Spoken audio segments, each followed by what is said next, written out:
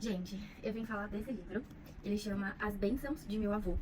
E ele é sobre os aprendizados de uma mulher, uma médica, que dedicou a sua vida a acompanhar pacientes diagnosticados com câncer e outras doenças crônicas, e muitas delas em processo de final de vida, doenças cujos prognósticos eram ruins.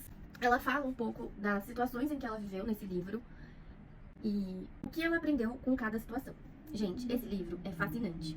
Ela começa explicando pra gente o que é abençoar e ser abençoado. Quando a gente fala de abençoar e ser abençoado, a gente não tá falando de uma questão religiosa. A gente tá falando de fazer o bem, né? De receber o bem. E existem muitas formas de fazer o bem, receber o bem, não somente através do nosso trabalho como médicos, da doação, de favores, mas a gente também consegue abençoar e ser abençoado com uma simples conversa, com a nossa atenção, com o nosso acolhimento, né? E a maioria dos pacientes que ela acompanhava com câncer, doenças crônicas, eles não estavam precisando de um tratamento milagroso, de um remédio que curasse tudo. Eles estavam precisando de acolhimento. E através do acolhimento, ela conseguia uma conversa mais profunda com esses pacientes, e com isso ela conseguia entender o que eles estavam precisando.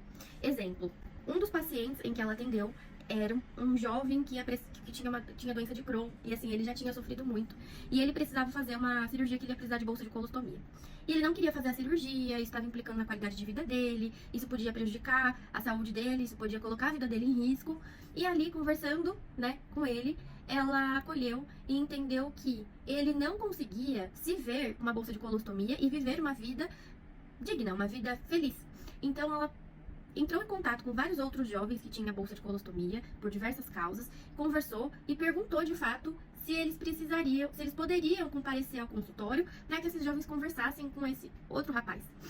E assim, ele pôde visualizar, ele pôde conversar, trocar experiências, e ele já tinha passado por vários médicos, vários psicólogos. Ninguém tinha feito algo para que ele pudesse se ver daquele jeito e cogitar aquela possibilidade, né? Então isso vale muito pra gente também como veterinário, quando a gente tá lidando com um paciente, uma doença complicada, que precisa de procedimento X, Y, o tutor não quer fazer, a gente tem que refletir o porquê aquele tutor não quer fazer, a gente tem que olhar com os olhos dele para aquela doença, para aquele procedimento, pra gente tentar enxergar do lado dele, do outro lado, e assim tentar, de fato, mostrar pra ele, de outras formas, a necessidade daquilo. Nós deveríamos ler esse livro, principalmente quem trabalha na área de saúde, mas eu acho que todo mundo vai se beneficiar muito dele. Ela fala também o quanto uma bênção, uma coisa boa pode sair de uma coisa extremamente ruim, de uma coisa extremamente triste, né? Então, ela uma vez acompanhou um grupo de mulheres que tinham câncer, né? E desse grupo de mulheres, né, que tinham câncer, uma delas nunca falava nada, era calada, ela ia a todas as sessões, a todos os encontros, mas ela nunca falava.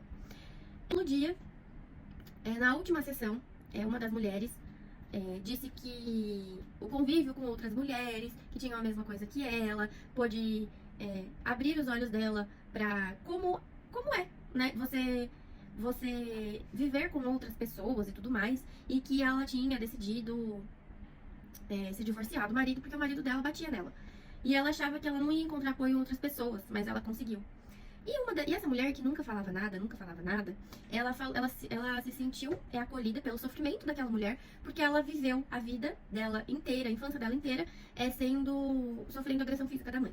Então, a autora, ela fala que como algo triste pode confortar o outro, né? Então, são duas mulheres que sofriam com uma situação, e o relato, a exposição de uma mulher encorajou outra a falar sobre o assunto, né? Então aquilo gerou uma coisa boa, querendo ou não, porque para aquela mulher que não falava nada, que era completamente introspectiva, conversar sobre não só a doença dela, sobre a infância dela, ia fazer com que ela melhorasse psicologicamente. Gente, e a saúde emocional do paciente está muito ligada com o processo de cura da doença física dele, né? Então, uma coisa tem tudo a ver com a outra. Esse livro é muito maravilhoso.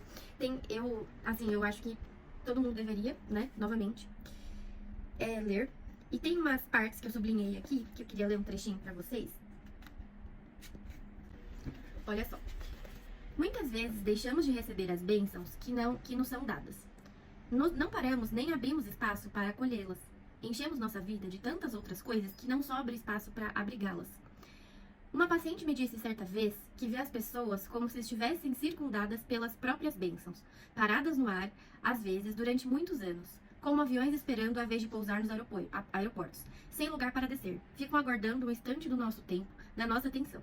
As pessoas que sofrem de doenças graves frequentemente se libertam de uma série de valores, e sua enfermidade cria uma abertura em sua vida. Elas acabam descobrindo de maneiras de receber todas as bênçãos que lhes são oferecidas, até mesmo aquelas que lhe foram dadas há muito tempo. Essas pessoas me mostraram como receber as minhas bênçãos. Então ela relata aqui que quando tem um problema de saúde grave, a pessoa muitas vezes ela reflete sobre o quão ao redor dela ela está olhando e quantas coisas boas ela deixou de absorver durante a vida dela, porque ela estava focada de forma frenética em coisas diversas. E quando você acaba se deparando com uma doença que ameaça a sua vida, você para e começa a refletir e começa a aprender. Mas muitas vezes o que a pessoa aprende doente, ela também aprenderia saudável, só que agora ela se abriu para aquilo. Ela mudou um pouco o foco dela. Ela elimina coisas que não servem, né? Ela começa a dar mais valor pro que tem ao redor dela e ela começa a ser abençoada de forma mais ampla, porque a gente perde muitos aprendizados, a gente perde muitos sorrisos, a gente perde muitas alegrias, porque a gente não enxerga eles passando do nosso lado, porque a gente tá ocupado demais, inseridos na vida maluca que a gente vive. Então, eu acho que ela tem umas sacadas assim muito interessantes. Tem uma outra parte, né, que ela houve uma mulher que perdeu o marido e ela não consegue superar a perda do marido, porque ela sente que seguir em frente é desvalorizar a memória dele, né? E aqui ela fala assim, ó: cada grande perda exige que façamos uma nova opção pela vida. Para isso, precisamos sofrer e lamentar. A dor que não é sofrida transforma-se numa barreira entre a gente e o que ainda há para ser vivido. Quando não sofremos a dor, uma parte nossa fica presa ao passado. Sofrer a dor da perda não significa esquecer. É uma maneira de conseguirmos sarar, recordar com amor e não com sofrimento. Depois de todas as sessões de terapia, depois de já bem, a paciente dela enviou um poema de uma só linha. E esse poema dizia assim: dor, levanto a âncora e me deixo levar pelo vento.